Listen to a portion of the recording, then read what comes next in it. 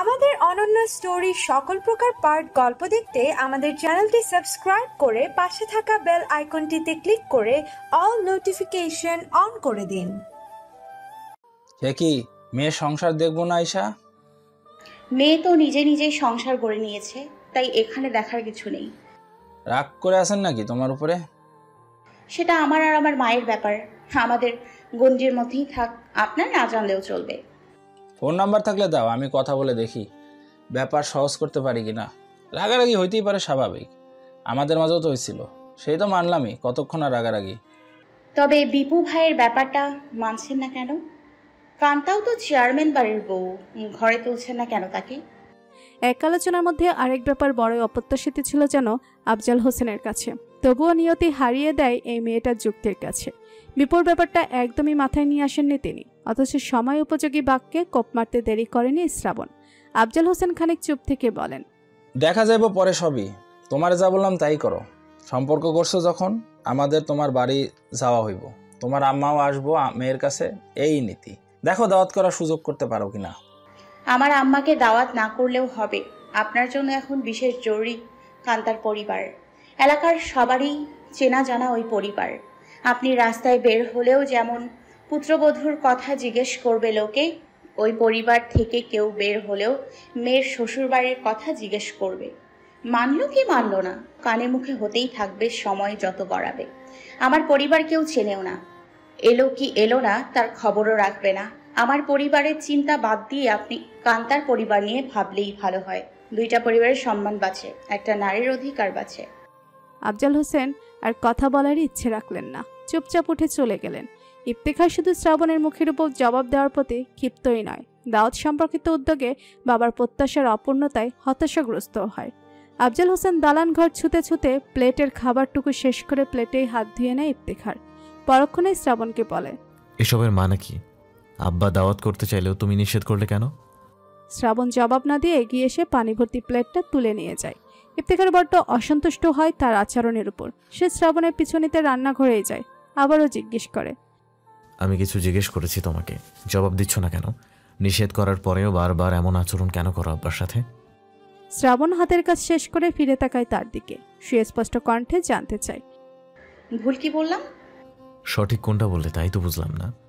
আব্বা একটা প্রস্তাব নিয়ে এলেন আর তুমি তা পরিবার পর্যন্ত না পৌঁছাতেই নিজে প্রত্যাখ্যান করে দিলে, এটা সঠিক বলতে চাইছো তুমি? এর চেয়ে বড় ব্যাপারগুলো কি আপনার কাছে গুরুত্বপূর্ণ মনে হচ্ছে না? আমার পরিবার দাওয়াতের প্রত্যাশায় বসে থাকেনি।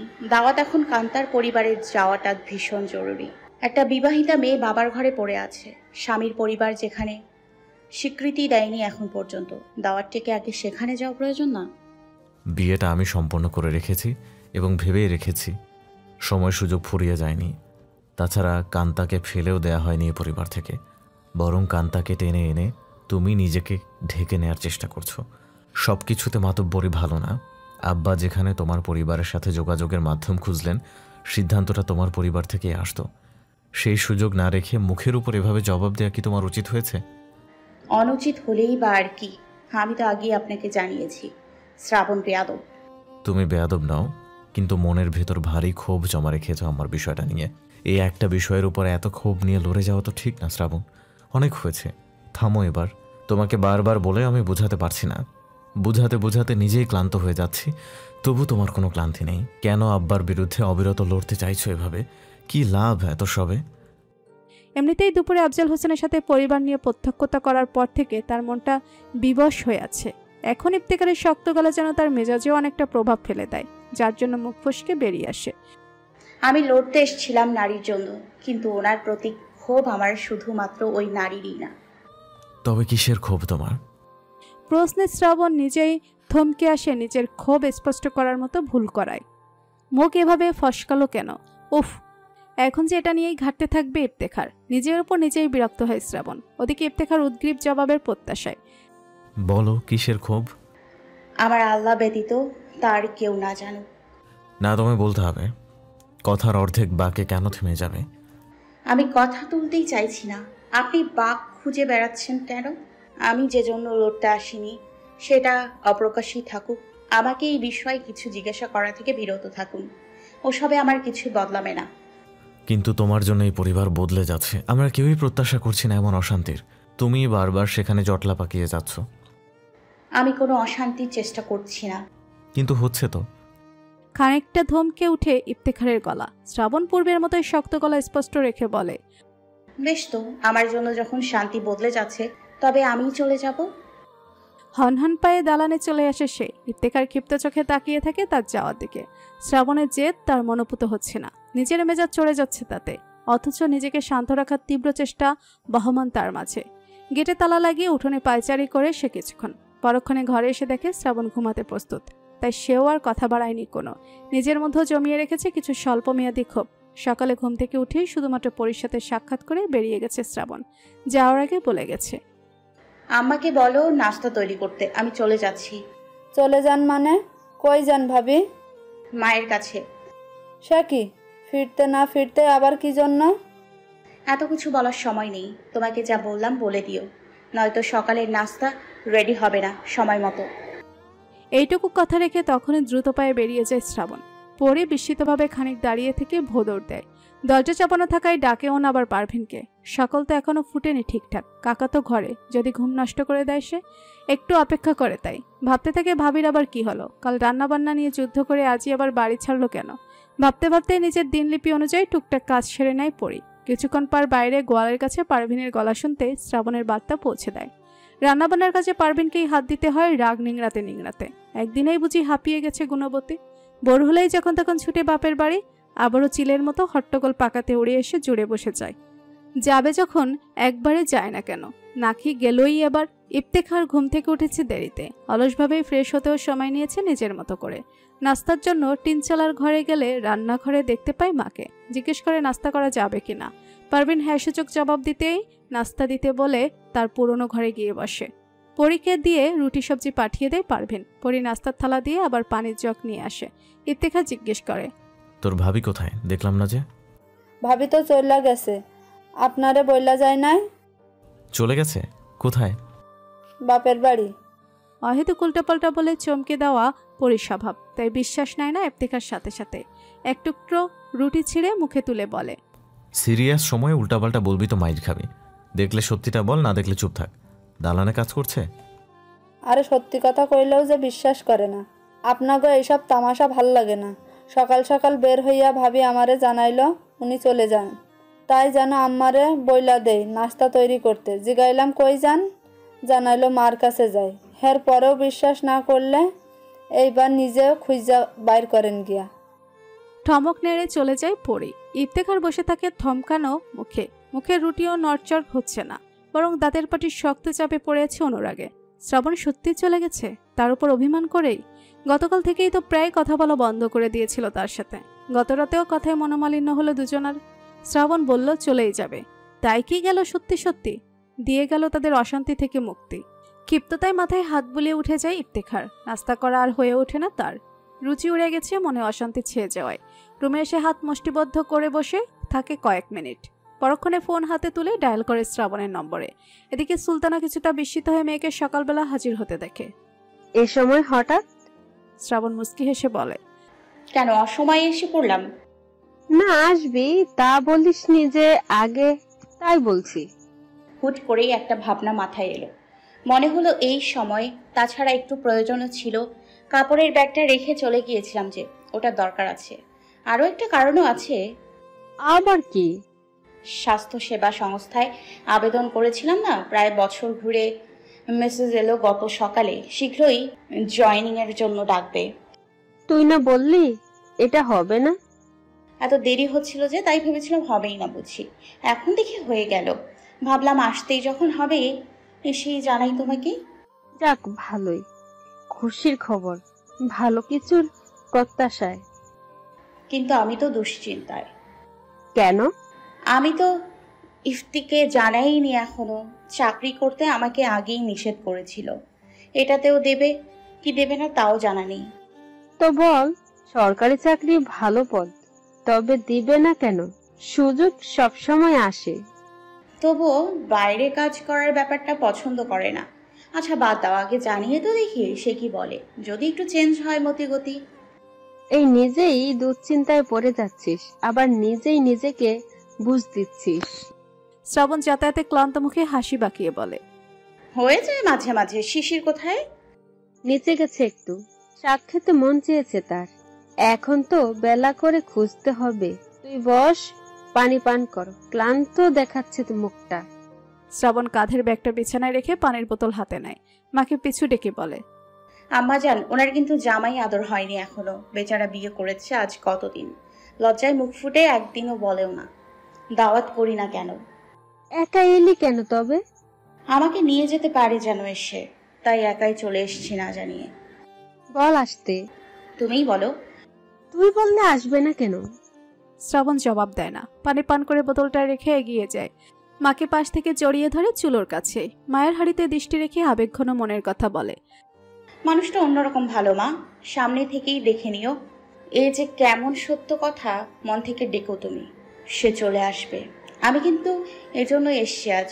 ও বাড়ির প্রতিটি মানুষকে আমি আলাদা করে চিনে নিয়েছি মা। আফজল হোসেনের সাথে কারোরই হুবহু মিলে না। চুপ থাকতো, ওসব শুনতে ইচ্ছে করে না। শুধু এইটুকু বলবো যে বাবার ঘরে জন্মেছিস, যে বাবার কাছে ন্যায় অন্যায় শিখেছিস, সেই বাবার অমর্যাদা করিস না। ইনশাল্লাহ কখনো এমন পরিস্থিতি আমার সামনেই না আসুক যেখানে তোমাদের অমর্যাদা হয়। ফোন দে, ইফতেখারকে কথা বলি। শ্রাবণ মুস্কি হেসে মাকে ছেড়ে যায় ফোন আনতে। ফোনের কাছাকাছি গিয়ে শুনে রিংটোন বেজে চলেছে। হাতে নিয়ে দেখে ইফতেখারে কল করে যাচ্ছে। এটি দ্বিতীয়বার। ঘুম ভেঙেছে তবে। মুস্কি হেসে ফোন রিসিভ করে শ্রাবণ, কিন্তু সে কণ্ঠ জাগানোর আগে ইফতেখারের সোজা প্রশ্ন, কোথায় তুমি? কণ্ঠধ্বনিতে মনের প্রতিক্রিয়া আন্দাজ করে নেয় শ্রাবণ। জবাবে বলে, মায়ের কাছে কেন? এলাম একটু মনকে শান্তি দিতে। আমার দূরত্বে যদি এবার আরো কারোর অশান্তি দূর হয়ে আসে। কথা বলে ইচ্ছাকৃত নিঃশ্বাস ছাড়ে শ্রাবণ। ওদিকে ইফতেখার উত্তেজিত শ্রাবণ দূরে চলে যাওয়ায়। দুদিন পর পর এসব ঝামেলা একদম ভাল লাগে না শ্রাবণ। আমি কি তোমায় চলে যেতে বলেছিলাম? বলেননি, তবে ইঙ্গিত করেছেন। আমি ইঙ্গিতও করিনি। তোমার মনটাই সবসময় ঝামেলা পাকাতে ওস্তাদ। মুখ টিপে কিঞ্চিত হাসে শ্রাবণ। প্রত্যাশিত প্রতিক্রিয়াই পাচ্ছে, তাই হাসি আসছে। তার চেয়ে বড় ব্যাপার, তার মন এখন ভালো আছে। ইফতেখারের প্রতি তো কোনো ক্ষোভ জন্মেনি তার মাঝে। আফজল হোসেনের কারণে যতটুকু মন ভার ছিল, ধীরে ধীরে তার রেশ কমে এসেছে সকাল নেমে আসার সাথে সাথে। তার উপর মায়ের কাছে এলে মনে বিরাজ করে অন্যরকম শান্তি। মুখে গড়া হাসি সংযত করে শ্রাবণ স্পষ্ট গলায় প্রত্যুত্তরে বলে, বেশ তো, তাই চলে এলাম। শ্রাবণ নেই, আপনাদের ঝামেলাও নেই। বেশি কথা বলো না, মেজাজ খারাপ হচ্ছে। বাড়ি আসো জলদি। সেদিন এই ভুলটা আমি করেছি। একা একা বাড়ি চলে যাওয়াটাই আমার চরম ভুল হয়েছে। স্ত্রীর মর্যাদার খুন হয়েছে, দারুণ শিক্ষাও পেয়েছি। তাই দ্বিতীয়বার শুধরে নিতে চাইছি। এবার নেয়ার হলে আপনি এসে নিয়ে যান, নয়তো আমি আর ফিরছি না। শ্রাবণ তো চলে যায়নি, তবে ফেরার জন্যই গেছে বুঝতে পেরে মনের সাথে কণ্ঠের উত্তেজনাও কিছুটা কমে আসে এবার। কি অদ্ভুত মর্জি তোমার! কি যে চাইছো বুঝিই না কিছুই। ঝটপট বাড়ি আসো বলছি। হ্যাঁ শ্রাবণ, সেই অপেক্ষায় আপনিও বসে থাকুন। রাখছি, ফোনের ব্যালেন্স শেষ হচ্ছে আপনার। কল কেটে দিয়ে মৃদু হাসে শ্রাবণ। ইফতেখারকে মায়ের সাথে সাক্ষাতে আনার জন্যই এমন হুট করে তার চলে আসা। কোনোরকম বন্দোবস্ত ছাড়াই যদি ইফতেখার তাকে নিয়ে যেতে হাজির হয়, তাতেই সে সার্থক। ইফতেখার আবারও কল করে পরপরই। কল কেটে দিলে কেন? আপনি তো একই কথা বারবার বলবেন এখন, তাই একবার শুনেও বলেই আপনার ব্যালেন্স বাঁচিয়ে দিলাম। তুমি আসবে না? আবারও একই কথা বললাম তো, আপনি আসুন আগে। আমি চিনি না, তোমার চেনা আছে পথঘাট। যেভাবে গিয়েছো সেভাবেই ফিরে আসো। মা কথা বলবে আপনার সাথে, পথঘাট চিনে নিয়ে নেবার। কিসের কথা? কেন? এদিকে শ্রাবণ জবাব না দিয়ে মুস্কি হাসি সমেত ফোন দিয়ে দেয় সুলতানার কাছে। সুলতানা সালাম দিতেই চুপ হয়ে যায় ইফতেখার। ইতস্ততভাবে সালামের জবাব দেয়। ভালো মন্দ জিজ্ঞেস করে জামাইকে প্রথমবারের মতো দাওয়াত করে নাস্তাদের বাড়ি আসার জন্য। না বলার সুযোগ নেই ইফতেখারের মাঝে। শাশুড়ির সাথে প্রথম কথা বলছে, তাও আবার ফোন কলে। এমনিতেই বিব্রত হয়ে আছে, তাই শান্ত ভদ্র ছেলের মতো জবাব দিয়ে দিল, ঠিক আছে। সুলতানা ফোন ফেরাতেই শ্রাবণ দূরে চলে গেল কথা বলতে বলতে। কি মা বলতেই সব ঠিক হয়ে গেল? এসবও মাকে শুনিয়ে শুনিয়েই বলছো? কিঞ্চিত শব্দযোগে খিলখিলিয়ে হাসে শ্রাবণ। জবাব দেয়, না, দূরেই আছি। আপনার থেকেও দূরে, মায়ের থেকেও দূরে। তুমি আসলে দূরে গিয়েও শান্তি দেওয়ার মানুষ না। কেন? আপনি না শ্রাবণের জ্বালাতন সহ্য করতে সদা প্রস্তুত? ওসব রাখো এখন। কখন আসবে? আপনি যখন নিয়ে যাবেন। কখন আসবো? এখন হলে এক্ষুনি আসতে পারেন। নাস্তাও করিনি, উঠে চলে এসেছি। কেন নাস্তা তৈরি হয়নি? আমি পরীকে বলে এসেছিলাম আমাকে নাস্তার কথা বলতে। জ্যামের ভয়ে দ্রুত বেরিয়ে এসেছি, নাস্তা তৈরির সময় হয়নি। না তেমন কিছু না, নাস্তা বানিয়েছে মা, তোমার জন্যই খাইনি। রাখি। ইফতেখার আবার যায় নাস্তা করতে। মনের ভিতর এখনো কেমন হাসপাস লাগছে শাশুড়ির সাথে কথা বলার কারণে। অদ্ভুত রকমের ভয় যেন কাজ করছিল মুহূর্তটায়। সামনাসামনি হলে তখনও কি এমনটাই লাগবে নাকি? ভাবছে খেতে খেতে। এমন লাগার কারণ কি? লুকিয়ে লুকিয়ে শ্রাবণকে রেখে দিয়েছে বলেই কি ধরা পড়ার ভয় কাজ করছে মনে? তা ভেবেই নিজের উপর নিজে হাসে। তবে অস্বস্তি কাটে না। খাওয়া শেষে একবার ভাবে মাকে বলে যাবে, কিন্তু মায়ের গম্ভীর মুখ দেখে আর বলে না। এই অবস্থায় শাশুড়ির দাওয়াতের কথা বললে মোটেও সন্তুষ্ট হবেন না তিনি, তা বেশ ভালোই জানা। তাই আর বলেও না, ভাবে বাবাকে নিয়ে, বাবার গত রাতের প্রস্তাব নিয়েও। শ্রাবণের কৃতকর্মের উপর তার চোখে সন্দেহের জন্ম সেই শুরু থেকে। একের পর এক ধোঁয়াশা কেটে গেলেও পরবর্তী প্রতিক্রিয়ায় আবারও মনে হয় আরও রহস্য, আরও কারণ। আম্মার মৃত্যুর পরও আব্বার সাথে তার আচরণ ভালো না দেখাতেও এই সন্দেহ আবার স্থির ইফতেখারের চোখে। কারণ হিসেবে সামনে পড়ল কান্তাকে। এখন কান্তাও বিবাহিত, তারপরে এমন আচরণ কি কান্তাকে ঘরে তোলার লক্ষ্যে নাকি অন্য কিছু? এসব ভাবনার সময় অসময়ে ইফতেখারও ডুবে যায় ক্ষণে ক্ষণে। গোসল সেরেই আবার কল করে শ্রাবণের ফোনে। শ্বশুরবাড়ি যাওয়া নিয়েও একটা বিব্রতকর চাপ সৃষ্টি হয়েছে তার মাঝে। জিজ্ঞেস করে, কি নিয়ে আসবো? কি নিয়ে আসবেন মানে?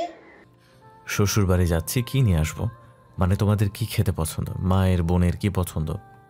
বিশেষ কোনো পছন্দ নেই, আনতে ইচ্ছে হলে আপনার ইচ্ছা অনুযায়ী আনবেন। তোমার কাছে ইচ্ছা না, সমাধান চেয়েছি।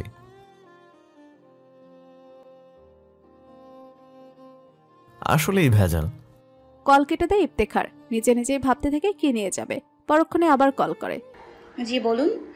পোশাক কোনটা পরবো? শ্রাবণ আশ্চর্যই হয় তার প্রশ্নে। অনুমানও করতে পারে সমস্যাটা কোথায়। জবাবে বলে, শেরওয়ানি পরে আসেন, 4 বেয়ারা ভাড়া করে পালকি নিয়ে আসেন। হ্যাঁ, মস্করা করো না, প্যারায় আছে অনেক। এখনই আসছেন? হ্যাঁ, কাজ আছে বিকেলের দিকে। আচ্ছা। আচ্ছা মানে কি? এর সমাধানও নেই তোমার কাছে? শ্রাবণ হাসে। ইফতেখারে আবার জিজ্ঞেস করে, শার্ট পরবো নাকি টি শার্ট? শার্ট। কোনটা? সাদা রঙেরটাই পরুন। ওকে। আরো বলে দেই, আবার না কল করেন। এবার ইফতেখারও মুস্কি হাসে। কাঁধে ফোন চেপে সাদা শার্ট গায়ে জড়াতে জড়াতে বলে, বলো তবে। তোমার গিফটেরটা? ওকে। আর তো কিছুই নেই নাকি? পারফিউম বাকি আছে? পারফিউম বাকি আছে। বেচারা বিপুর পারফিউমগুলো সব আপনি শেষ করে বসে থাকেন। আর কত অত্যাচার! এখন তো ঘরও আলাদা হয়েছে, বউ এলে সংসারও আলাদা। এবার তো অন্তত নিজের সামগ্রী নিজে গুছান। আমি গুছাচ্ছি না, যখন তুমি গুছিয়ে দিও। তৈরি হয়ে বেরিয়ে যায় ইফতেখার। বেশ কিছুক্ষণ পর আবারও কল করে শ্রাবণের কাছে। শ্রাবণ কাজে বিরতি নিয়ে কল রিসিভ করেই বলে, আবার কি? ঠিকানা। ও ভুলেই গিয়েছিলাম। অথচ একটু আগে আমাকে অগোছালো বললে। আপনি তো ইচ্ছাকৃত আর আমি অনিচ্ছাকৃত। কোনা পাড়ায় আসুন আগে, তারপর বাড়ির রাস্তা বলছি। আমি কোনাপাড়া বাজারের মোড়ে দাঁড়িয়ে আছি। এত তাড়াতাড়ি? জ্যাম পড়েনি বাসায়? দাঁড়ান, আমি শিশিরকে বলে দিচ্ছি, সে ওদিকেই আছে। ঝটপট শিশিরকে কল করে দেয় শ্রাবণ। শাক নিয়ে আসার পর মামা বাড়ি গিয়েছিল প্রয়োজনে। বাড়ি পথে রওনা হয়ে গিয়েছিল ততক্ষণে। বোনের কল পেয়ে আবার বাজারের কাছে যায় ইফতেখারকে খুঁজতে। ততক্ষণে কিছু মিষ্টান্ন কিনে নিয়ে অপেক্ষায় দাঁড়িয়েছিল ইফতেখার। দেখা পেতে শিশির হাস্যোজ্জ্বল মুখে এতটা আন্তরিকতার সাথে কথা বলছিল যে পরিচয়ের অস্বস্তি কেটে গেছে ইফতেখারের। পথের স্বল্পতায় মোটরসাইকেল টেনে হেঁটে বাকিটুকু আসে শিশিরের সাথে। অস্বস্তির শেষ প্রান্তে আসে সুলতানার মুখোমুখি হওয়ার পর। সুলতানাও বড্ড স্বাভাবিক আচরণ করে গেলেন। রান্নায় ভারী ব্যস্ত শ্রাবণ ও সুলতানা। তার আগমনের পরপরই এই গরমে 1 গ্লাস ঠান্ডা লেবুর শরবত নিয়ে হাজির হয় শ্রাবণ। ইফতেখার গ্লাস নিতে নিতে বিড়বিড় করে বলে, যা লজ্জায় ফেললে আমায়। শ্বশুরবাড়ি এলে জামাইদের লজ্জায় রাখতে হয়। মুস্কি হেসে শ্রাবণ প্রত্যুত্তর করে পাশেই হেলমেট দেখে বলে, মোটরসাইকেল এসছেন? রেডি হও, চলো তবে এবার। এই শুরু হয়ে গেছে, আসতে না আসতেই। বাবাও এমন ছিলেন, এত কাছে আমার মামা বাড়ি, অথচ গেলেই তারা দেখতেন। চলো এবার। তুমি না মামা বাড়ি থাকতে? আমি তো নানুর সাথেই থাকতাম নানু বেঁচে থাকা পর্যন্ত। মাকে তারা দেখতেন, আর যখন থাকতাম না তখন সবাইকেই। না বলে চলে এলে কেন তুমি? শ্রাবণ মৃদু হেসে জবাব দেয়। কোথায়? পরীর কাছে বলে এলাম না। আমার কাছে বলেছ? ঘুমোচ্ছিলেন তাই ঘুম নষ্ট করিনি। আমি তো ভেবেছি। কি? কিছু না। নিজ মুখে স্বীকার করে ইফতেখার তাকায় আবার তার দিকে। শ্রাবণ বলে, আমার কাপড় চোপড়ের ব্যাগ আছে একটা, আগেরবার ভুলে রেখে গিয়েছিলাম, এটা নিতে এলাম। আপনাকে মায়ের সাথে পরিচয় করানোর জন্য এলাম, কিন্তু ব্যাগটা নিব কিভাবে? মোটরসাইকেলে এলেন যে। দেখা যাবে, আমাকে দ্রুত যেতে হবে, কিন্তু কাজ ফেলে এসেছি। শুনলাম তো একবার। আসুন, বসুন। আর এসে তারা দেখালেও খুব একটা লাভ হবে না। জামাই আপ্যায়ন সেরে রওনা হতে হতেই তাদের বিকেল। আসার পথে যতটাই অস্বস্তি, যাওয়ার পথে ততটাই স্বাভাবিক। তবে এও লক্ষ্য করে ইফতেখার, বহুদিন পর শ্রাবণকে নিয়ে আবার মোটরসাইকেলে। আর যখনই তাকে নিয়ে মোটরসাইকেলে চড়ে মনে পড়ে প্রথম দিনের কথা। শ্রাবণ না ছুঁয়ে ঝুঁকি নিয়ে চড়েছে তার সাথে, অথচ আজ দ্বিধাহীন ছুঁয়ে চলে যায় মাইলের পর মাইল পথ পাড়ি দিতে। সম্পর্কের মায়াজালি বুঝি বিস্তর মায়া ছড়িয়েছে এই দীর্ঘ পথ জুড়ে। বাড়ি ফিরেই তাড়া নিয়ে বেরিয়ে গেছে ইফতেখার, তার কাজ আছে। পুরো সন্ধ্যা বাইরে কাটিয়ে রাতে ফিরেছে বাড়িতে। শ্রাবণ এ সময় ছাদে ছিল পরি অর্পার সাথে, যোগ দিয়েছিল বিপু। আশেপাশে কোথাও হয়তো বৃষ্টি হচ্ছে, তাই বাইরে ঠান্ডা বাতাস বইছে, দেহ মন জোড়ানো বাতাস। তার উপর তাদের হাসি ঠাট্টার শব্দ নিজ থেকে প্রাণে শিহরণ জাগিয়েছে ইফতেখারের মনে। মনে হলো বাড়িতে আজ কতদিন পর হাসাহাসির টান বেজেছে। বাবা মায়ের ব্যাপারটা স্বাভাবিক হয়ে এলে হয়তো নিত্যদিনই এমন হাসাহাসির শব্দ ভেসে থাকতো এই সীমানা জুড়ে। দোষটা আসলে কোন দিকে ধাবিত করবে তা আসলে ভেবে পায় না। ক্ষণে মনে হয় সকল অশান্তির মূলে শ্রাবণ, ক্ষণে মনে হয় পিতামাতা। তবে ঢাল যেদিকেই থাকুক কেন তা দূর হয়ে যায় না। নিজের দিকেই এই প্রশ্নটা ছুড়লেই কেবল বুক ভরা হতাশার নিঃশ্বাস ভেসে ওঠে এই ভুবন বাতাসে। হাসি ঠাট্টার আমেজটা নষ্ট করতে ইচ্ছে হয় না, তাই শ্রাবণকে ডাকে না ইফতেখার। বাবা মা বাইরে দাঁড়িয়ে আছে, বকুল কাকার সাথে হিসাব নিকেশ নিয়ে কথা বলছেন উঠোনের এক কোণে দাঁড়িয়ে। সে তাই মাকেও ডাকে না খাবার দিতে, নিজ হাতেই প্লেট নিতে যায়। পারভিন হয়তো লক্ষ্য করেছিলেন বাইরে থেকে, তাই তিনি এগিয়ে যান, তরকারি বাটি এগিয়ে দেন, সাথে বিড়বিড়ও করেন। সে কখন থেকে ছাদে? খেয়াল আছে কোনো? বড় আসছে যে বাড়িতে। ইফতেখার খেতে মনোযোগ দিয়ে বলে, থাক না মা, এত ছোট ছোট বিষয়েও খুঁত রাখলে হয়? আমি ইচ্ছে করেই ডাকিনি। গম্ভীর মুখে চুপ করে থাকেন পারভিন। ঘরের জানালাটা খুলে দেয় ঠান্ডা বাতাস প্রবাহের জন্য। আশেপাশেই হাঁটাহাঁটি করেন ছেলের খাওয়া শেষ না হওয়া পর্যন্ত। শেষ হতেই প্লেট গুছিয়ে রাখেন। ওদিকে বকুল চলে গেলেও ঘরে যায়নি আফজাল হোসেন। উঠোনের এ প্রান্ত হতে ও প্রান্ত হেঁটে ঠান্ডা হাওয়া গায়ে মেখে হিসাব মেলাচ্ছেন মনে মনে। ইফতেখারকে বের হতে দেখেই ডাকেন উঠোনের পশ্চিম প্রান্তে। এগিয়ে যায় ইফতেখার, জিজ্ঞেস করেন, কই গেছিলি? সকাল থেকে দেখলাম না যে। শ্রাবণও বাড়ি ছিল না। শ্রাবণদের বাড়িয়ে গিয়েছিলাম, সন্ধ্যার আগে তাকে বাড়ি নামিয়ে দিয়ে আবার বাজারে গেলাম কাজে। কেন, কোনো দরকার ছিল? কথা বলতাম, সারাদিন ভাবলাম, ভেবে দেখলাম শ্রাবণই ঠিক। সাত্তারের বাড়ি দাওয়াত পাঠানো দরকার। বিপুল বিয়ের আয়োজনটা এদিকেই সেরে নেই, কি কস? ইফতেখার এই আবছা আধারেই তাকিয়ে থাকে পিতার মুখের দিকে। হঠাৎ বিপুর বিয়ের আয়োজন ভাবনায় সাড়া দেয়। আব্বা এত শ্রাবণের দিকে ঘুরে থাকেন কেন? শ্রাবণ অবাধ্য হয়ে কথা বললেও তার উপর রাগ হন না কেন? তবুও প্রশ্নের প্রত্যুত্তরে সে বলে, আপনার ইচ্ছা। সাত্তারের কাছে যা, তুই সময় করে কথা বলে দেখ কি বলে। কবে আয়োজন করবেন? আগামী শুক্রবারের পরে শুক্রবার দেখ। কাকা যদি আয়োজন করতে না চান? সেটা তার ইচ্ছা, আমার আয়োজন আমার দিকে হইব। সে কেমনে মেয়ে পাঠাইব তা জিজ্ঞেস করে জেনে আসবি। আয়োজন না করতে চাইলে বউ 2-1 দিন আগে ঘরে তুইলা একদিনে এবারে আয়োজন সারব। ঠিক আছে, আপনি যেভাবে ভালো মনে করেন। কবে যাবি? দেখি, কাল সময় পেলে কালই। খালিদরে নিয়ে যাইস, একেবারে দাওয়াত করে আইস পরে শুক্রবারের জন্য।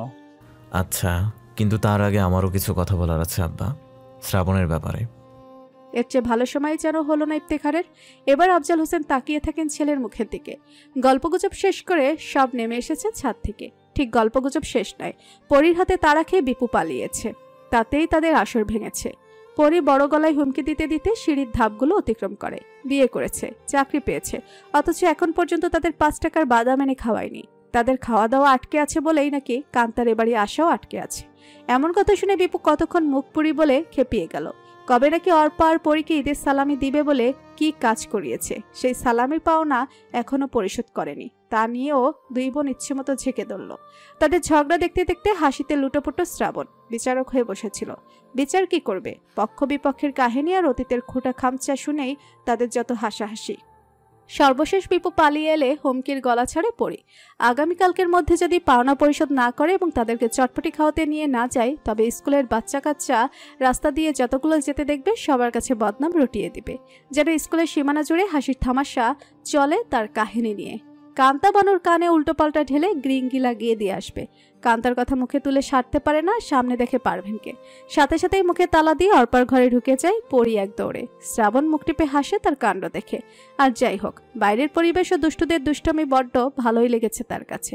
খুশি মনে রুমে এসেই দেখতে পাই ইফতেখারকে ঘুমানোর জন্য বিছানা ঠিক করছে নিজ হাতে। মুখটা কেমন গম্ভীর হয়ে আছে। শ্রাবণ জিজ্ঞেস করে, খেয়েছি। সে কি, কখন এলেন? অনেকক্ষণ আগে। এতক্ষণ যাবৎ উপরে ছিল, অনেকক্ষণ আগে এসেও দেখা পায়নি। সেজন্য তার উপরেই রেগে আছে কিনা সন্দেহ শ্রাবণের। নাকি বাইরেই কোনো ঝামেলা করে এসেছে কারোর সাথে। নয়তো এমন কেন মুখটা। মশারি টানিয়ে দিতে দিতে শ্রাবণ দুশ্চিন্তা নিয়ে জিজ্ঞেস করে, কিছু কি হয়েছে? কি হবে? মন খারাপ মনে হচ্ছে। বাইরে কোনো ঝামেলা বাঁধেনি তো? না। কাজে মনোযোগ রেখে একের পর এক প্রত্যুত্তর করে গেল ইফতেখার। শুয়ে পড়ল কপালের উপর হাত রেখে। শ্রাবণের সন্দেহ স্থির হলো নিজের এতক্ষণ যাবৎ ঘরে না থাকার দিকে। নয়তো বিকেলেও গেল, মন তার ভালো ছিল। বাইরে কিছু না হয়ে থাকলে তার কারণটা ছাড়া আর কি বা হতে পারে কারণ। তাই বিড়বিড়িয়ে বলল, আবহাওয়াটা ভালো লাগছিল, তাই উপরেই তো গিয়েছিলাম, একটু ডাকলেই হতো। কোনো রকম জবাব দিল না ইফতেখার। ভেবেছিল চাকরির কথাটা তুলবে। মন খারাপ থাকায় তাও আর বলতে সুযোগ পেল না শ্রাবণ।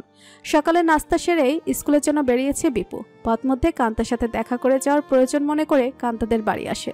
বারান্দায় তখন মাদুরে বসেছিল সাত্তার। শুরুতে তড়িঘড়ি করে প্রবেশ করলেও তাকে নজরে পড়তেই পায়ের গতি কমিয়ে নিয়েছে বিপু। সাত্তারের সামনে পড়া জড়তা তার আদৌ কমবে নাকি জানে নেই। যখনই বাড়ি আসে মনে হয় ওনার সাথে দেখা না হলেও বাঁচে। অস্বস্তিতে পড়তে হবে না, তবুও পড়েই যায়। বিপু হাঁটতে হাঁটতেই সালাম দেয়। বিড়বিড় শব্দে আজ সালামের জবাব কান পর্যন্ত পৌঁছেছে। বিপুর গলা শুনে ওদিকে ঘাড় বাঁকিয়ে উকি দিয়েছে শিরিন। বারান্দায় উঠে রান্নাঘরে তাকাতে বিপুও দেখে তাকে। সালাম দিলে হাসি মুখেই জবাব দিয়েছে শিরিন। জিজ্ঞেস করে, ভালোই আছে? জি আলহামদুলিল্লাহ, আপনারা কেমন আছেন? আছি ভালোই। কান্তা কোথায় কাকে? ঘরেই, যাও। বিপু ঘরে প্রবেশ করেই কান্তার রুমে যায়। মায়ের রান্নার কাজে এতক্ষণ যাবৎ সাহায্য করে এখন ঘরে এসে বিছানাপত্র গুছিয়ে এনেছিল। বিপুর গলা শুনেছে পিতাকে সালাম দেওয়ার সময়। ভেতরে আসবেই জেনে আর বের হয়নি তবুও। এখন দেখা পেতে মুস্কি হেসে সালাম দেয়। বিয়ের পর থেকে যখনই দেখা করতে আসে তার মুখাবয়বে লজ্জাদারুণ উপস্থিতি দেখতে পায় বিপু। আজও ব্যতিক্রম নয়। সালামের জবাব দিয়েই বিপু বিড়বিড় করে বলে, দিন দিন চেহারা বদলে যাচ্ছে। আপনার চোখ বদলাচ্ছে। বিড়বিড়িয়ে উত্তর দিয়ে কাঁথা সরিয়ে বসার জায়গা করে দেয় আগে। জবাবে মুস্কি হেসে পকেট থেকে টাকা নিয়ে গুনতে থাকে বিপু। পরক্ষণে কান্তার হাতটি তুলে নিয়ে মুঠো করে টাকা গুজে দিতে দিতে কথার প্রত্যুত্তরে বলে, প্রত্যাশা পূরণ হলে বদলাতেও পারে চোখ দুটো। টাকা গুজে দিলেও হাতটা ছাড়তে দেয়নি কান্তা, বরং টাকা না সামলে বিপুর হাত মুঠোয় সামলে নেয় সাথে সাথে। চেহারায় আশ্চর্যজনিত ভাব রেখে জিজ্ঞেস করে, এসব কি জন্য? আমার দায়িত্ব। আপনার নিজেরই কোচকাছি তো শুরু হলো না এখনো। আমার টাকার দরকার নেই, নিজের প্রয়োজনগুলো মেটাতে থাকে নাকি? আমার প্রয়োজনই তো দিলাম। কলেজের ফি পরিশোধ করো, পড়া শুরু করো। পড়বো না তো আর। এক কথা বারবার শুনতে ইচ্ছে করে না। যা বললাম তাই করো। হ্যাঁ, সময় চলে যায় কিন্তু। পড়লেই কি আর না পড়লেই কি? চাকরি বাকরি কি আর করা হবে? না হলেও পড়ো, কলেজটা অন্তত শেষ করো। আমি মোশাররফ স্যারের সাথে কথা বলছিলাম। পরীক্ষা না দেওয়ায় তেমন সমস্যা নাই, কলেজ যেতে বলছে। স্যারের সাথে দেখা করলেই হবে। মুঠোয় টাকা ধরিয়ে হাত ছাড়ে বিপু। মুখ মলিন করে রাখে কান্তা। বিপুকে বসতে বলে, বসেন। না, স্কুলে যাচ্ছি, দেরি হয়ে যাবে। নাস্তা করে যান। হুম, করে আসছি। চালের গুঁড়োতে চাপটি পিঠার আয়োজন করেছিল শিরিন আজ সকালের নাস্তার জন্য। সাত্তার ভ্যান নিয়ে বের হবে, বসেছিল নাস্তার অপেক্ষায়। তার নাস্তাটা শিরিন দিতে এলেই সে নিষেধ করে বলে, বিপুরে দে। আপনি খান, চুলাই হইতাছে। তোরে দে আগে, যাইব গা। কথাটা ঘরের বেড়া ভেদ করে কান্তা ও বিপুর কানেও যায়। কান্তা তাকায় বিপুর মুখে। বিপুও চোখ তুলে কান্তার চোখে তাকিয়ে সন্তুষ্ট চিত্তে বিদায় নেয়। দরজার কাছে যেতেই শিরিন ফিরে তাকায় তার উপস্থিতিতে। সে গিয়েছিল কাচের প্লেটে পিঠেগুলো তুলে তার জন্য আনার জন্য। বিপুকে বের হয়ে যাচ্ছে দেখেই বলে, এই বিপু, নাস্তা কইরা যা। আমি মাত্র নাস্তা করে এসেছি কাকি। করছো দেখা কি কি হইছে? আবার করো। না, এখন আর করবো না, স্কুলে যাব। আরে দেরি করো একটু, খালি মুখে যাইও না। চাপটি বানাইছি, 2টা খাইয়া যাও, বেশিক্ষণ লাগবো না। বলতে বলতে ঝটপট প্লেটে তুলে এগোয় শিরিন। বিপু হাত ঘড়িতে তাকিয়ে দেখে সময় হয়ে এসেছে। এদিকে পেটও ভরো ভরো। এত করে বলছে যখন, সে না বসে একটা চাপটি হাতে তুলে পেঁচিয়ে নেয়। চাপটি যখন নিলামি না হয়, আসি তবে। বৈশা একটু ধীরে সুস্থে খাও না, যাইবে। সময় নেই কাকে। খেতে খেতে চলে যাওয়ার জন্যই বারান্দা ছেড়ে ব্যস্ত পায় নামে বিপু। দরজায় দাঁড়িয়ে তার কাণ্ডে মুচকি হাসে কান্তা। ওদিকে পাশের ঘর থেকে মঞ্জিতা বলে, দৌড়াই দৌড়াই শ্বশুর বাড়ি আইলে গেলে চলবো নি গো। বিপু মুচকি হেসে সালাম দেয়, জিজ্ঞেস করে কেমন আছে। মজিদার সন্তুষ্ট মনে উত্তর করে তার, বাবা ভালোই আছি। চাপড়িতে কামড় দিয়ে উঠোন পুরোপুরি পেরোনোর আগে থমকে যায় বিপু। খালিদ আর ইফতেখার প্রবেশ করছে বাড়িতে। সঙ্গে সঙ্গে চাপড়ি নামিয়ে ফেলেছে সে মুখের কাছ থেকে। শ্বশুর বাড়িতে চুপি চুপি আসায় হঠাৎ ভাইদের সামনে পড়ে ইতস্তত হয়ে যায়, সাথে বিস্মিত। 2 ভাই একসাথে এখানে, ব্যাপার কি? ওদিকে হাত নামিয়ে নিতে দেখেই খালিদের চোখ স্থির হয়েছে হাতের চাপড়ি পিঠায়। শ্বশুর বাড়ি এসে এভাবে চাপড়ি খাচ্ছে, তা দেখে কি না কি ভাবতে শুরু করেছে খালিদ ভাই, তা নিয়ে বিপু আরো বেশি বিব্রত। কপাল, স্বাদের জিনিস আর স্বাদ নিয়ে খাওয়া হলো না তাদের, এখনই আসতে হলো। সকাল কিংবা রাত ব্যতীত কাকার সাথে দেখা হওয়ার সম্ভাবনা কম বলেই জানে ইফতেখার, তাই সকালেই আসে কান্তাদের বাড়ি। বিপুর অনুপস্থিতিতে কথা বলে কান্তার বাবা মায়ের সাথে। স্কুলের সময় হয়ে গেছে, তাই কারণ জানতে অপেক্ষা করেনি বিপু। প্রয়োজন না থাকায় ইফতেখারকেও তাকে ধরে রাখেনি অপেক্ষায়। খালিদকে নিয়েই কথা সেরে যায় শিরিনের হাতে চাপটি পিঠার স্বাদ উপভোগ করতে করতে। সাত্তার আয়োজন রাখবে কি রাখবে না তা জানাতে 2 দিন সময় নিয়েছে। সাধ্যে কুলালে আয়োজন করেই ঘরে পাঠাবে, এমন উক্তি প্রকাশ করেছে শিরিন। সাত্তার ভেবে দেখার জন্য সময় নেওয়া ব্যতীত কোনো পাকা কথা দিতে পারেনি। তবুও অগ্রিম দাওয়াত করে গেছে ইফতেখার। আগামী শুক্রবারের পরের শুক্রবারই তাদের বাড়িতে হচ্ছে আয়োজন। দাওয়াতের শুরুটা মূল পরিবার দিয়েই করলো। সাত্তার সিদ্ধান্ত জানানোর পর তারা উক্ত দিনের আগের আয়োজন নিয়ে ভাববে। সাত্তার যদি আয়োজন করতে চায় তবে তা বুধ কিংবা বৃহস্পতিবার সম্পন্ন করে নিতে পারে, আর যদি আয়োজন নাও করে তারা 2-1 দিন আগেই বউ নিয়ে চলে যাবে এবং উল্লেখিত দিনে নিজেদের বাড়িতে আয়োজন রাখবে। সাত্তারের মতামত পিতাকে জানাতে স্বয়ং উপস্থিত হয়নি ইফতেখার। গতরাতে পিতার বিপক্ষে রাগ জন্মানোর কারণে তার ইচ্ছে করছে না সম্মুখীন হতে, তবুও মেজাজ শান্ত রেখে সে কাঁধে নেওয়া দায়িত্ব পালন করে এলো। আফজাল হোসেনের কানে মতামত পৌঁছে দেওয়ার জন্য পাঠালো খালিদকে। ওদিকে বিপুর মনে হাঁসফাঁস লেগে থাকে সকাল থেকেই। স্কুলের ক্লাস চলাকালেও মাথায় প্রশ্ন ঘুরে বেড়াচ্ছিল, বড় ভাইয়েরা কি জন্য হঠাৎ একটে তার শ্বশুর বাড়ি গেল। শুধুমাত্র খালিদ ভাই গেলে না হয় একটা কারণ চোখের সামনে সুস্পষ্ট হতো যে এখনো বুঝি তার উপর নজর রাখে, কিন্তু ইফতেখার যাওয়াতে মন সুনিশ্চিত বলে কারণ কিছু একটা অবশ্যই আছে। তাই দুপুরে ফেরার পথে 1 প্যাকেট বাদাম হাতে আবার যায় কান্তার সাথে দেখা করতে, জেনে আসে ভাইদের যাওয়ার কারণ। কান্তা লজ্জামাখা গলায় কারণ জানালেও বিপুর মাথায় বাজ। আব্বা নিয়েছে এই সিদ্ধান্ত নাকি ভাই জোড়াজোড়ি করে বাধ্য করেছে? এমন যদি হয়, বাড়িতে তো কোনো রকম গুঞ্জনে শুনল না, অথচ হঠাৎ আয়োজনের নিমন্ত্রণ এসে পৌঁছে কিনা তার শ্বশুর বাড়ি। আনন্দে এবার ভাবি অর্পার পরিচ্ছন্ন বাড়িতে বাদাম কিনে নিয়ে যায় তাদের পাওনা পরিশোধ করতে। এদিকে দুপুরে খাওয়ার পর যখন ঘরে একটু বিশ্রামে নিতে আসে ইফতেখার, তখন শ্রাবণকে জানায় আয়োজনের কথা। কান্তাকে ঘরে আনার আয়োজন করছে আব্বা, শুনেছ? শ্রাবণ তার দিকে ফিরে তাকাতে ইফতেখার বলে, আগামী শুক্রবারের পরের শুক্রবারে বৌভাত হবে। শ্রাবণ সুই সুতো নিয়ে বিছানার এক কোণে বসেছিল ইফতেখারের শার্ট নিয়ে। সকালে ধুয়ে দিতে গিয়ে আজ সে নিজেই বোতাম খসিয়ে ফেলেছিল। তরিকিত কেনা শার্টগুলোর বোতাম যেন 2 দিন পরপরই ছিঁড়ে যায়, তাই ধরেছে যখন পুরো শার্টের বোতামগুলোই মজবুত সেলাই করার উদ্যোগ নিয়েছে। পুনরায় কাজে মনোযোগ দিয়ে ইফতেখারের কথায় সাড়াও দিয়েছে। বেশ ভালো। তার সিদ্ধান্তটা কি আব্বা একা নিয়েছেন নাকি কান্তার বাবার সাথে কথা বলেই নিয়েছেন? গত রাতে আমাকে সিদ্ধান্ত জানিয়ে আজ আমাকে আর খালিদ ভাইকে পাঠালেন কাকার সাথে কথা বলে দাওয়াত করে আসতে। আব্বা নিজে গেলে কি এমন ক্ষতিটা হয়ে যেত? সম্পর্কটা যেহেতু আগে থেকে স্বাভাবিক না, প্রত্যক্ষ কথাবার্তাও সহজ হবে না কারোর জন্য।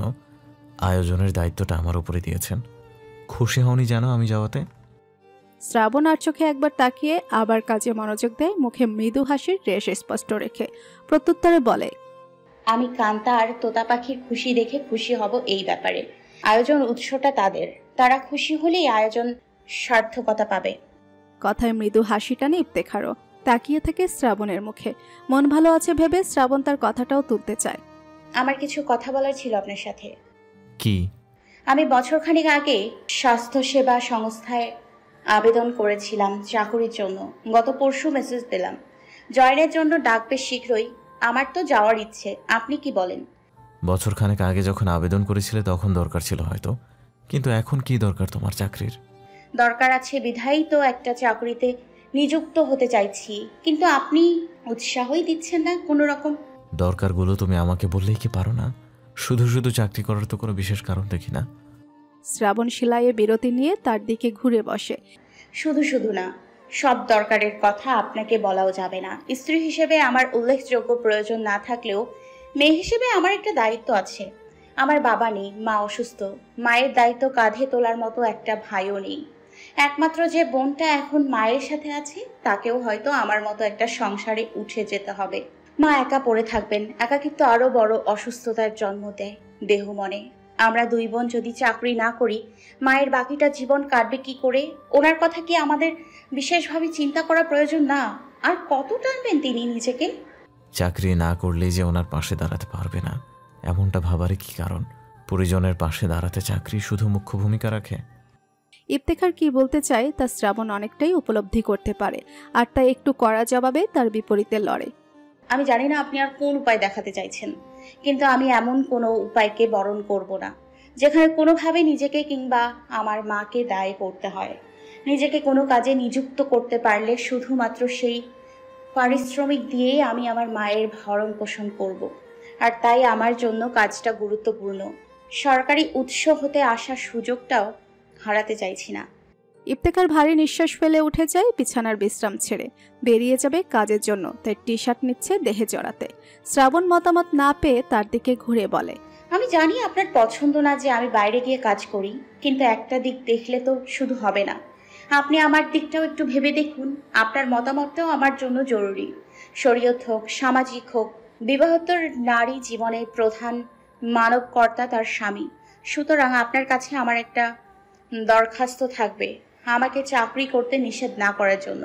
বাবার অনুপস্থিতিতে ঘরে বাইরে মা নিজ জীবনের সাথে সংগ্রাম করে আমাদের দুই বোনকে লালন পালন করেছেন। এখন আমাদের দুই বোনের পালা মাকে লালন পালন করার। দায়িত্ব জ্ঞানহীন হয়ে মাকে একা ফেলে দেয়া আমাদের পক্ষে কোনোভাবেই সম্ভব না। আমি আশা রাখি আপনি আমায় সাপোর্ট করবেন। সংসারের বাইরেও যদি আমি নিজের জন্য কিছু করতে পারি, এতে আপনার আপত্তি থাকার কথা নয়। ইফতেখা চুপ থেকে টি শার্ট পরে ফোন আর ওয়ালেট তুলে নেয় হাতে। বেরিয়ে যেতে ধরলে শ্রাবণ আবার বলে, কিছু বললেন না যে? ইফতেখার পিছু ঘুরে বলে, জেনেও যখন বলেছ আমার আর কি বা বলার থাকে। শ্রাবণের মুখখানায় হতাশার ছাপ স্পষ্ট হয় সাথে সাথে। ইফতেখার তা দেখে একটু থেমেই আবার বলে, ভেবে দেখি। দরজা ঠেলে চলে গেছে সে, কিন্তু শেষ বাক্য কোনো রকম আশা জাগাতে পারেনি শ্রাবণের মনে। সে যে অনুচ্ছিকতা থেকে পিছপা হলো না, তাতেই বড় আশাহত হয় শ্রাবণ। মুখাবায়াবে মলিনতা পুষে মনোযোগ দেয় কাজে। এই চাকরিটাও বুঝি হাতছানি দিয়ে হাতছাড়া করে গেল। সন্ধ্যা হলেই ছাদ থেকে কাপড় চোপড় আনতে যায় শ্রাবণ। বিপুকে দেখতে পায় নেমে আসার সময়। হাত মুখ ভেজা অবস্থায় নিজের গামছার সন্ধানে এসেছে। শ্রাবণের হাতে কাপড় চোপড় দেখে জিজ্ঞেস করে, ভাবি গামছাটা এখানে ছিল না? শ্রাবণ তার গামছা খুঁজে এগিয়ে দিয়ে বলে, সুখবর পেলাম তো, অথচ কোনো রকম মিষ্টান্ন পাইনি। বিপু আন্দাজ করতে দেরি করেনি, তাই সাথে সাথেই বলে ওঠে, বাদাম এনে দিলাম, খাননি আপনি? দেয়নি পরে? বাদাম দিয়ে ঋণ পরিশোধ করতে চাইলেন? সুখবরের ঋণ বলেন আর অর্পাও পরীর পাওনার ঋণ বলেন, কোনোটাই পরিশোধ হয়নি। আর এতে বুঝে নিন। সবর করেন, মাস শেষ হতে দিন, বেতন পেয়ে নিয়ে আগে। ও আচ্ছা, বেতনের ওপর নিয়ত বেঁধে রেখেছেন তবে? কি আর করার। ঠিক আছে, আমরা না হয় সবরেই রইলাম। কিন্তু আপনি টিউশনি ধরছেন না কেন? শিক্ষকদের টিউশনি ধরতে না পারলে হয়? স্কুলে যাই, এতেই বুঝি আব্বার সম্মানে লাগে। আব্বার টিউশনি। শিক্ষকতা মোটেও কোনো রকম অসম্মানের নয়, বরং অন্যান্য পেশার চেয়ে অধিক সম্মানের একটা পদ। চেয়ারম্যানের ছেলে হলেই যে কোনো কাজে লেগে সম্মান কমে আসবে, এসবই আপনাদের ভুল ধারণা। দুদিন পর এই আয় তো নিজের কাছেই ভালো লাগবে না, প্যারা মনে হবে, চাকরির প্রতি অনীহা জন্মাবে। ঘরে বউ আসছে তো শীঘ্রই, সংসার বায়নাও কিন্তু বাড়তে থাকবে দিনের পর দিন। আর তাই এসব ভুল ধারণায় চেপে না থেকে সুযোগকে সময় দিয়ে ফেলুন। কয়েকটা টিউশনি ধরুন। দেখি। মাগরিবের নামাজ আদায় করে রান্নাঘরের দিকে যায় শ্রাবণ। ওই ঘরের বারান্দায় বসে চায়ের জন্য পরীকে ডাকছিলেন আফজাল হোসেন, কিন্তু পরী এই ঘর থেকে চেঁচিয়ে 5 মিনিট সময় চাইল। তাই শ্রাবণ বলে গেল সেই যাচ্ছে। পারভিন বিকেলে চা করে রেখেছিলেন, এখন নামাজরত আছেন হয়তো, তাই সাড়া নেই। শ্রাবণ এসে গরম করে চায়ের কাপ তুলে দেয় আফজাল হোসেনের হাতে। চুপচাপ চলেই আসছিল। আফজাল হোসেন আবার দাঁড় করালেন কথা বলার জন্য। শুনো, সাত্তারের বাড়ি খবর দিছিলাম, আগামী শুক্রবারের পরে শুক্রবার বৌভাতের আয়োজন রাখার ব্যবস্থা করতেছি। হ্যাঁ, তা শুনেছি আপনার ছেলের কাছে।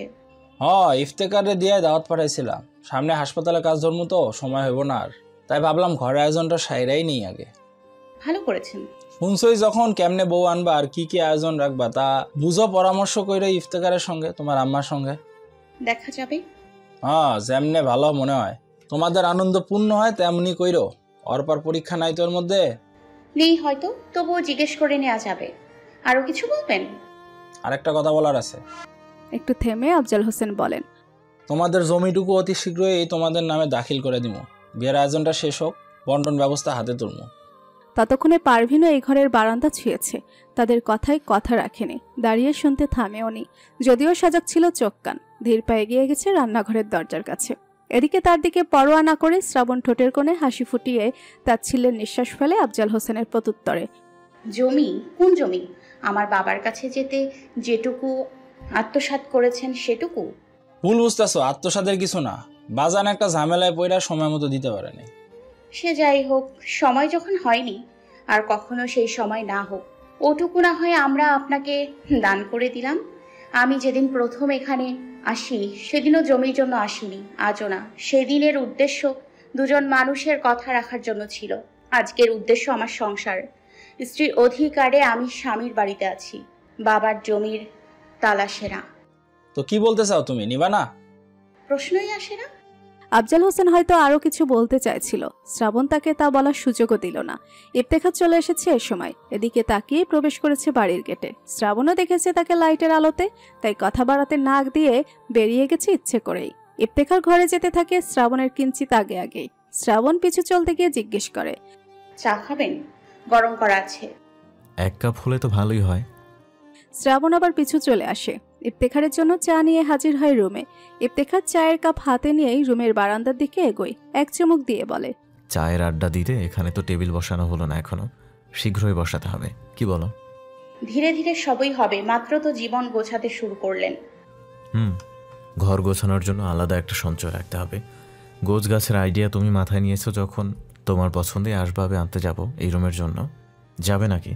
যখন সময় হবে তখন কাটে তখন দেখা যাবে। প্রস্তুতি নিতে থাকুন আগে। টোস্ট দিব সাথে? না, এমনি ভালো লাগছে। আব্বার সাথে কি কথা হচ্ছিল তোমার? শ্রাবণ একটু ভাবনামত্ত হয়ে বলে, কোথায় কি কথা হচ্ছিল? এতক্ষণ যাবত ও ঘরে দাঁড়িয়ে? ওই তো বিপু ভাইয়ের বিয়ের আয়োজন নিয়েই বলছিলেন। আপনার সাথে আম্মার সাথে পরামর্শ করে যেন আয়োজন গুছিয়ে নেই নিজেদের মতো। তারপর পরীক্ষার কথাও জিজ্ঞেস করছিলেন। আর কিছু না? আবার কি? তোমার বাবার ব্যাপারে কিছু বলছিলেন জানো? শ্রাবণ দৃষ্টি সরিয়ে এনে বলে, না কিছু না। এই বাড়িটা তোমাদের, তাই না? চোখে বিস্ময় জাগিয়ে ফিরে তাকায় শ্রাবণ। অথচ ইফতেখারের মুখাবয়বে একরকম উচ্ছ্বাস। শ্রাবণ মর্মাহত। সে জানলো কিভাবে? শ্রাবণ তো চায়নি সে কোনোভাবে জানুক। মূলত তার বাবার ব্যাপারগুলো তুলতেই চায়নি এখানে। আফজাল হোসেনের অন্তঃস্থলে তা চাপা পড়ে থাকুক চেয়েছিল, কিন্তু আফজাল হোসেন তাকে জেনেই উঠল কিছু সময়ের ব্যবধানে। তিনিই জানায়নি তো? কতটা জানিয়েছে? এতে তার কি উদ্দেশ্য হাসিল হয়েছে? ইফতেখার উচ্ছ্বসিত চোখ নামিয়ে নেয় তার থেকে। অস্পষ্ট মলিনতা মুখ গহ্বরে রেখে স্পষ্টতায় ভাসিয়ে দেয় স্বাভাবিকতা। চায়ে চুমুক দিয়ে বলে, চিন্তা করো না, একটু সময় দাও, তোমাদের বাড়ি তোমরা ফিরে পাবে। তার মুখভাব বলছে সে একটা চ্যালেঞ্জ দিচ্ছে শ্রাবণের অধিকার ফিরিয়ে দেওয়ার। কিন্তু শ্রাবণ তো জানে আফজাল হোসেন নিজেই বলেছে সম্পদ ফিরিয়ে দেবে। এখানে ইফতেখারের চ্যালেঞ্জ গ্রহণ কেন? শ্রাবণের ভেতরকার মনস্তাপ জ্বলে উঠতে চায় আফজাল হোসেনের বিরুদ্ধে। সে নিষেধ করে আসায় কি এখন ছেলেকে ব্যবহার করছে দায়মুক্ত হতে? ঠিক এজন্যই চাইছিল না কেউ সেসব জানুক। ইফতেখার তো একদমই না। আর অবশেষে সেই কি না? শ্রাবণ চোখ নামিয়ে থমথমে মুখে জবাব দেওয়ার ইচ্ছে বোধ করে এবার। তোমার মুখে অস্বীকারোক্তি। তবে কি বলতে চাইছো? আব্বা মিথ্যা বলেন? কি বলেছে আব্বা? বললেন এই বাড়ি তোমাদের। একসময় টাকার জন্য বিক্রি করা হয়েছিল তোমার বাবার কাছে, পরে টাকা কিংবা জমি কোনোটাই দেয়নি দাদা। আপনার আব্বা তখনও প্রাপ্তবয়স্ক। দাদার ওপর দোষ চাপিয়ে এত বছর পর তিনি নিজেকে কি প্রমাণ করতে চাইছেন? দেখো, দোষ দাদার হোক কিংবা আব্বার হোক, ওসব তো আমি জানিও না। প্রমাণ নিয়ে টানাটানিও করতে চাইছি না। যারই হোক না কেন, দোষটা এই বাড়িতে আছে। আমি শুধু এইটুকু বলতে চাই, রাস্তায় নেমে পড়লেও তোমাদের সম্পদ তোমাদের হাতে তুলে দেওয়ার আপ্রাণ চেষ্টা আমি করব। তার থেকে মুখ ফিরিয়ে নেয় শ্রাবণ, সুস্পষ্ট গলায় বলে, এ বাড়ি আমাদের না। মিথ্যে জবানবন্দি রেখে নিজেকে আড়াল করতে তোমায় আমি আগেও দেখেছি। অন্যের দায় স্পষ্ট রেখে এভাবে আড়াল হলে তো চলে না শ্রাবণ। আমি কোনো মিথ্যে বলছি না। এই বাড়ি আমাদের না, বাড়ির একটা অংশ আমার বাবা কিনেছিলেন তখন। ঠিক আছে, তবে সেই অংশই তোমরা পাবে। আপনার কি মনে হচ্ছে এই জমির জন্য এখানে এসেছি আমি? আমি মনে করলে তো অনেক কিছুই করতে পারি, কিন্তু আমার মনের রায় কি পৃথিবীর আদালত স্বীকৃতি দিবে? তবে এটুকু নিশ্চিত বলতে পারি, আমি যেমন পছন্দ করে তোমার জীবনে নিজেকে জড়িয়েছি, তুমি তা করনি। কথাটা হৃদয় বেগে ছুঁয়ে যায় শ্রাবণের। ইফতেখারের চোখে তাকিয়ে নিজের চোখ দুটো ভিজে আসতে চায় যেন, কঠোর চেষ্টায় আটকে রাখে তবুও। আপনি ভুল বুঝছেন আমাকে। আমি জমির জন্য আসিনি। জমির ব্যাপার কারোর কাছে তুলতেও চাইনি। জানানোর হলে আপনাকেই জানাতাম আগে। হ্যাঁ, আমি এও জানি তুমি কেন এসেছো। তোমার বাবার ওয়াদা পূর্ণ করতে তুমি এখানে এসেছো। ভাগ্যিস উনি কথা দিয়ে গিয়েছিলেন, নয়তো শ্রাবণ মুক্ত আর আমার আর দেখা হতো না। শ্রাবণ বুঝতে পারছে না কথাগুলো তাচ্ছিল্যের সাথে বলছে নাকি অভিমানের সাথে। তবে এটা অঙ্গীকার সে নিজেও করতে পারবে না যে ইফতেখারকে পছন্দ করে সে এবারই আসেনি, বরং এসে তারপরই পছন্দ করা হয়েছে। ইফতেখার চায়ের কাপ হাতে ধীর পায়ে বারান্দামুখী হয়ে বলে, এতদিন তো শুধু আম্মার কৃতজ্ঞতা স্বীকার করতাম যে তিনি এ বাড়ির সদস্য না হলে শ্রাবণকে ইফতির পাওয়া যেত না, শ্রাবণকে ইফতির পাওয়া হতো না। কিন্তু আজ ঠিক বুঝতেই পারছি না, এতে আম্মার অবদান বেশি নাকি আব্বার বন্ধুত্বের অবদান। শ্রাবণ চুপ করে থাকে। কি বলবে সে নিজেও বুঝতে পারছে না। ইফতেখার যেটুকু এগিয়েছে সেটুকু আবার ফিরে দাঁড়ায় অবসর পায়। কাপের মধ্যে চা নাড়াচাড়া করতে করতে বলে, গত রাতে আমি আব্বার সাথে রাগারাগি করেছি এজন্য। তিনি বলেছেন দাদা সমস্যায় পড়ে প্রথমে রাজি হয়েছেন বিক্রির জন্য। কবরস্থানের ওপাশের অংশটুকুই নাকি ছিল, আলাদাও করে রেখেছিলেন। পরে সমস্যা ছাড়াতেই নিজের জমিটুকু হারাতে চায়নি, টাকা নাকি ফেরাতে চেয়েছিল। কিন্তু মিথ্যে কথা। ইফতেখারের কথার মাঝখানে শ্রাবণের কণ্ঠ হুট করে ক্ষেপে ওঠে। ঘন নিঃশ্বাসে নিংড়ে পড়ে ঘৃণা আর ক্ষোভ। ইফতেখার কথায় থেমে দেখে তার মনস্তাত্ত্বিক গর্জে ওঠাকে, দেখে তার চোখ ও নিঃশ্বাসের কঠোরতাকে, পরে মনের ভাব, তবে নিজের মধ্যে বহমান একই রকম স্বাভাবিকতা। সে আবার বলতে শুরু করে, টাকার ব্যাপার সত্য না মিথ্যা তা জানি না, তবে যাই হোক না কেন, জমিটা যে আব্বা কিংবা দাদা কেউই ছাড়তে চায়নি সেটা আমি এমনি বুঝেছি। আর এর জন্যই মূলত আব্বার সাথে রাগারাগি করেছি যে দাদা তো সেই কবেই মারা গেছেন। এতগুলো বছরে তিনিও কেন ফেরানোর ইচ্ছে রাখেননি, কেন সন্ধান করেননি সে বন্ধুর যার থেকে কথা আদায় করে রেখেছে, অথচ নিজের দেয়া কথা পূর্ণ করতে তিনি এগিয়ে যাননি। এখানেই ওনার সবচেয়ে বড় ভুল বা দোষ, বা যাই বলা হোক না কেন। তা পূর্ণ করতে গেলে তিনি উঠতেন কি করে এত উপরে? বিড়বিড় করে শ্রাবণ। তা শুনে ইফতেখার তার ছেলের কিঞ্চিত হাসি ঠেসে ঠোঁটের কোণে বলে, উপরে উঠতে হলে আরও উপায় ছিল ওনার, কেননা এই অংশ বাদে ওনার যথেষ্ট পরিমাণ জমি আছে দাদার আমল থেকেই। তিনি কেন এমন করলেন তিনিই ভালো জানেন। তবে তোমার উপর সন্দেহ আমার মিথ্যা ঠেকেনি। শুরু থেকে আব্বার প্রতি তোমার আচরণ আমি স্বাভাবিক নিতে পারছিলাম না, কারণ দুই পক্ষকেই আমি অন্তরের আপন মর্যাদায় রাখি। কিন্তু তুমি আমার উপর অন্যায় না ঠিক এক প্রকার মানসিক অত্যাচার করে গেছো, একের পর এক ধোঁয়াশা তৈরি করে। কি জানি আরও কোনো বাকি নাকি খোলাসার, তবুও কি পেরেছো তা ধোঁয়াতে আধার করে রাখতে? অপরাধী চোখ জোড়া এক পলকের জন্য ইফতেখারের চোখে তুলেও আবার নামিয়ে নিয়েছে শ্রাবণ। সে আজও চায় না ইফতেখার কিছু জানুক। সব জেনে ওঠার পরও এখনো মন বলে না জানলেই ভালো হতো। দৃষ্টিনত করেই ইফতেখারের প্রত্যুত্তর করে, যেটুকু জানানোর ছিল সময়ে ঠিকই জানিয়েছি, যেটুকু জানানো নয় কখনোই জানাতে চাইনি। অথচ প্রতিটি ব্যাপারে উচিত ছিল আমাকে ধোঁয়াশা হতে বের করার। আমি জানি না তোমার কাছে আমার মর্যাদা কতটুকু, কিন্তু আমি এটা খুব মানতাম যে বিবাহ বন্ধন বুঝি দুটি পক্ষের সম্পর্কের সাথে মনকেও এক করে রাখে। এই জন্যই তো বুঝি অর্ধাঙ্গিনী নামেও তাকে অবহিত করা হয়েছে। কিন্তু আমার ধারণা তো সব দিক থেকে আর ঠিক হতে পারে না। আপনি আমায় ভুল বুঝছেন। এই পরিবারের প্রতিটি মানুষের মর্যাদা আমার কাছে আলাদা আলাদা। আমি আপনাকে কখনোই মর্যাদায় অবহেলা করি না।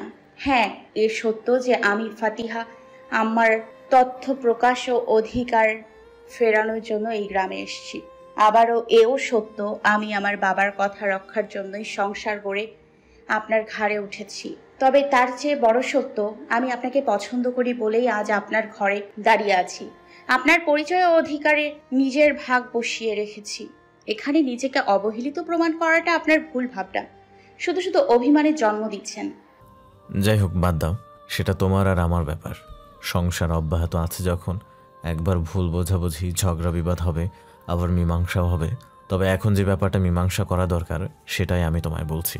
বিপুর বিয়ের আয়োজন শেষ হতেই তখনকার মূল্য অনুযায়ী বর্তমান মূল্যে জমি ফেরানোর কথা আব্বাকে বলেছি। আমি কথা দিচ্ছি তোমাদের হক তোমরা ফিরে পাবে। আর দিনগুলো, যেই দিনগুলো আমাদের দুর্বিষহ কেটে গেল, সেই দিনগুলো, যেই দিনগুলোতে আমার বাবাকে নিজের আশ্রয়স্থল নিশ্চিত করতে করতে আর আহারকে ভুলে যেতে হয়েছে, সেই দিনগুলো, যেই দিনগুলোকে নিয়ে দুশ্চিন্তায় জড়িয়ে বাবা মরণ ব্যাধি জড়িয়ে নিলেন স্বল্প বয়সে, সেই দিনগুলো, যেই দিনগুলোতে বাবার ঔষধপত্রের ভার বড্ড ভারী হয়ে উঠেছিল একটা পরিবারের ওপর, সেই দিনগুলো, যেই দিনগুলোতে আমাদের পৃথিবীটা থমকে গিয়েছিল এতিম পরিচয়, সেই দিনগুলো, আমার মায়ের অক্লান্ত পরিশ্রমের নিভু ইভু সেই দিনগুলো কিভাবে ফিরে পাবো? সেগুলোও তো আমাদের হক ছিল।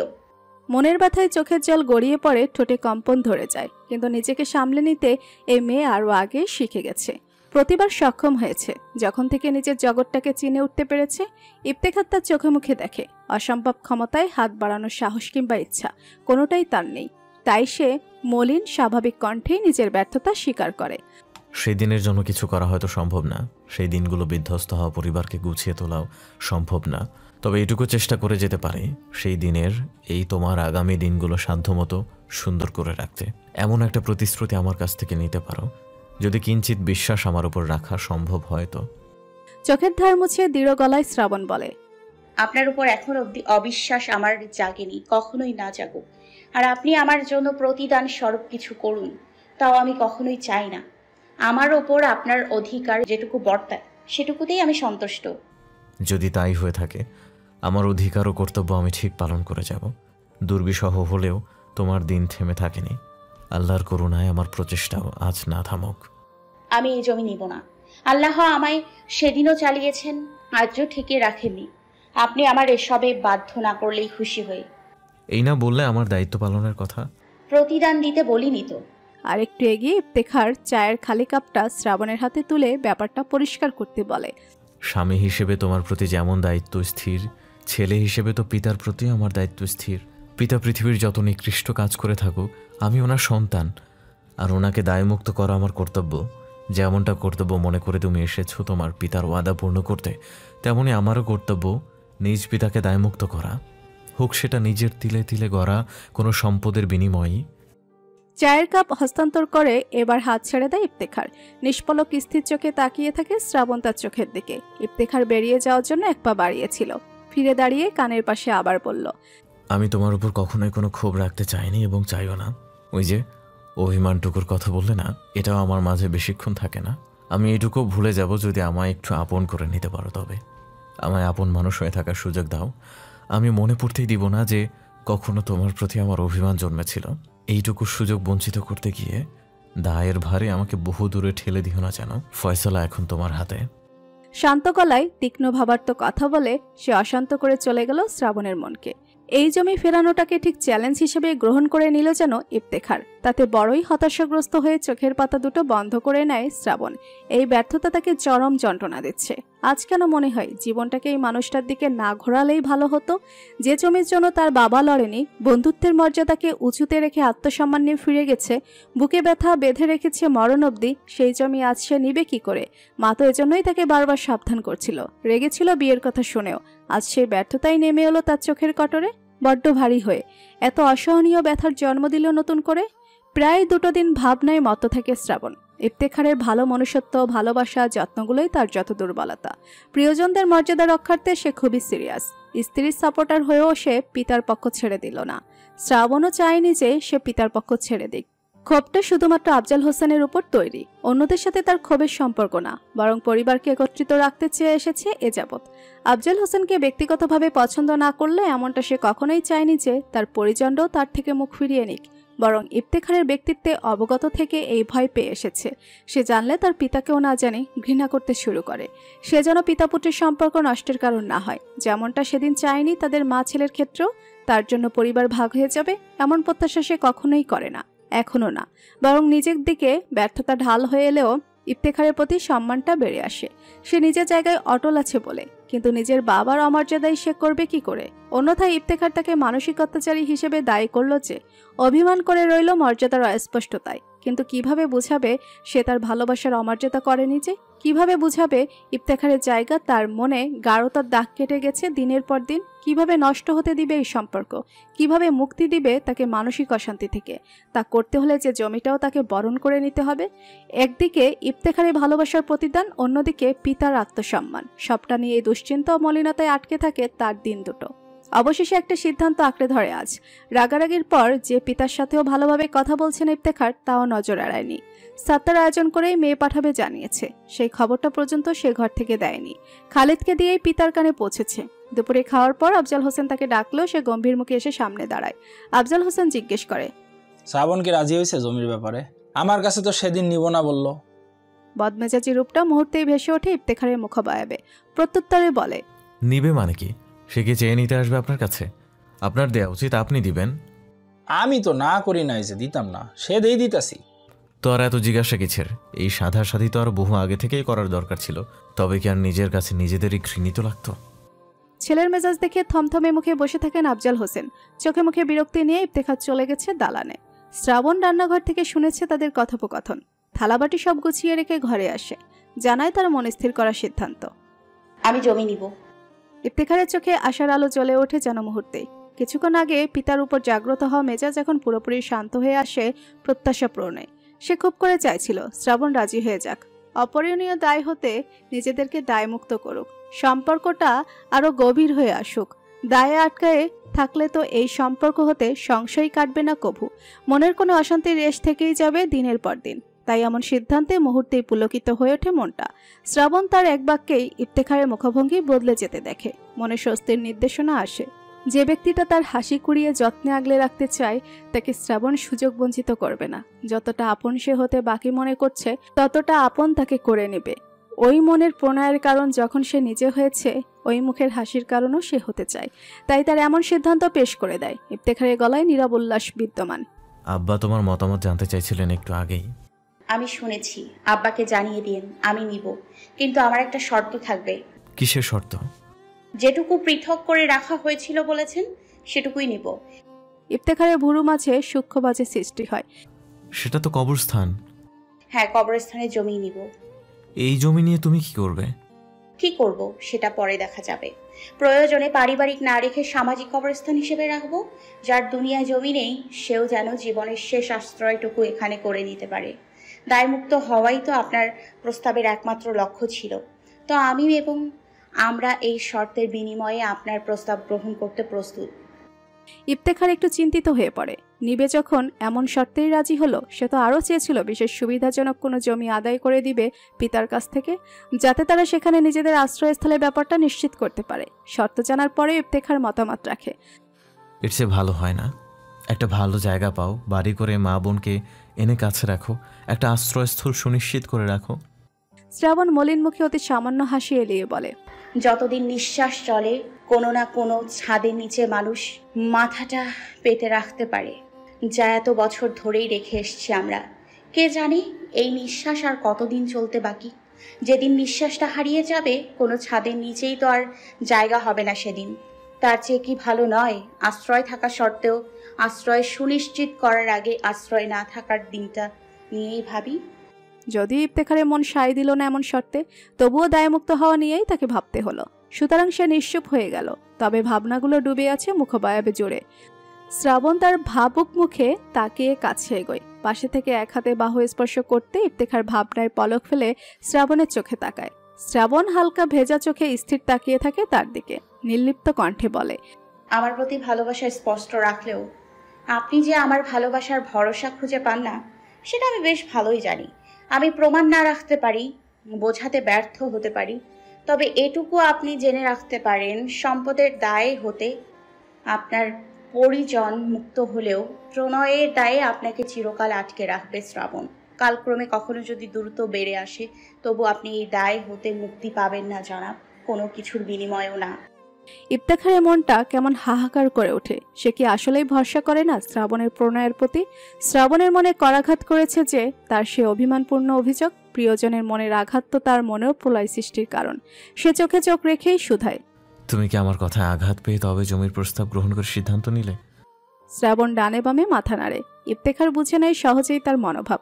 মাথার পিছু হাত রেখে কপালে কপাল ঠেসে চোখ ভিজে নেয় আবেশে। হিস হিসে গলায় বলে, যদি তা নাই হয় তবে আটকে রেখো আমায় প্রণয় দায়ে। ইফতি চিরকালই প্রস্তুত এমন দায়ে আটকে থাকতে তোমার তরে। দূরত্ব কেন, কাছে থেকে থেকে অবিরত আটকে রেখো জনম ভরে। শ্রাবণের চোখের পাতাও নেমে আসে শুকাবেশে। বন্ধ চোখের অশ্রু গড়িয়ে যায় গাল বেয়ে। সে জানে না এই গড়িয়ে যাওয়া অশ্রুপাতে লুকিয়ে আছে কিনা কোনো ব্যর্থতার গল্প। তবে আত্মবিশ্বাস ব্যর্থতাকে টিকতে দিবে না, ক্ষয় হতে দিব না বাবার আত্মসম্মান বোধকে।